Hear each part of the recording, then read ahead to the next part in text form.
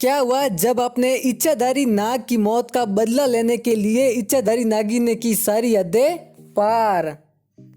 और ये पूरी घटना जानकर आपके पैरों तले जमीन भी खिसक जाएगी। लेकिन वीडियो में आगे बढ़े उससे पहले है आपसे एक छोटा सा निवेदन कि यदि आप भी हैं भगवान शिव के बहुत बड़े भक्त तो कमेंट सेक्शन में हर हर महादेव लिखना बिल्कुल मत भूलिएगा। राजस्थान के एक छोटे से गांव जमनपुर के एक खेत के समीप एक कुआं स्थित था जिसमें एक बड़ा सा इच्छाधारी नाग और नागिन का जोड़ा निवास करता था। और एक रात में वही इच्छाधारी नागिन एक साधारण मनुष्य का रूप लेकर भ्रमण करने के लिए गांव में चली गई। और उस समय वो इच्छाधारी नाग कुएं के पास ही सो रहा था और कुएं के पास काफी अंधेरा भी था। और उसी समय राजू और संधू नाम के दो व्यक्ति अपने दिन का काम निपटा कर अपना ट्रक लेकर वहीं से निकल रहे थे।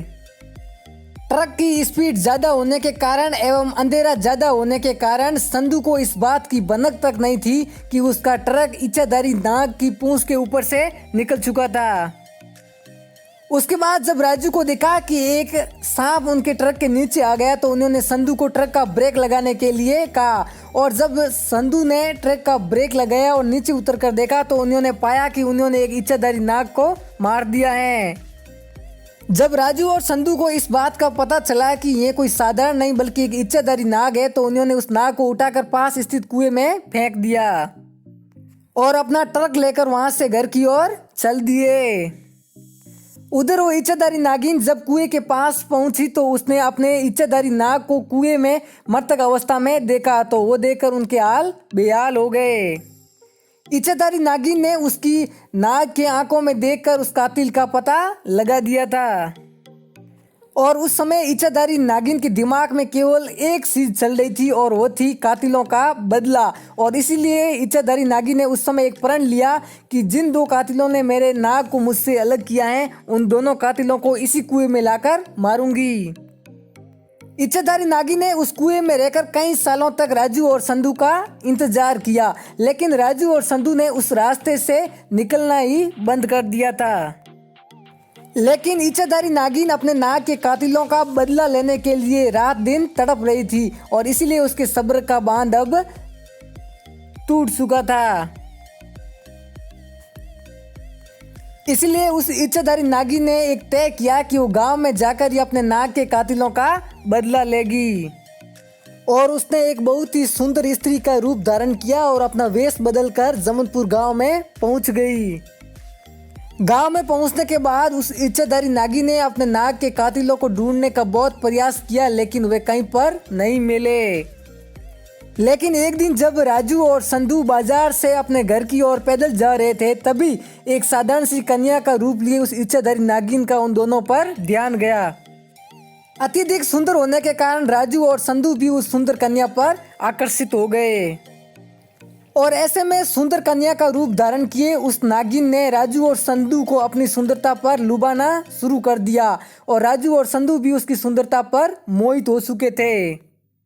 और तभी उस लड़की ने राजू और संधू से कहा कि आओ तुम्हें मैं स्वर्ग की सैर कराती हूँ। और वे दोनों भी बेसुध हो गए थे और उनके पीछे पीछे चल पड़े।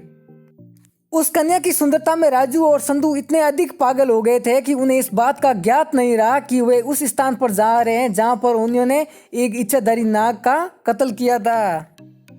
और जैसे ही राजू संधू और वो सुंदर कन्या उस कुएं के पास पहुंचे तब वैसे ही उस सुंदर कन्या ने अपना एक विशाल सा इच्छाधारी नागिन का रूप धारण कर लिया। नागिन के भयंकर रूप को देखकर राजू और संधू के पसीने छूट गए और एक दूसरे की ओर देखकर कांपने लगे।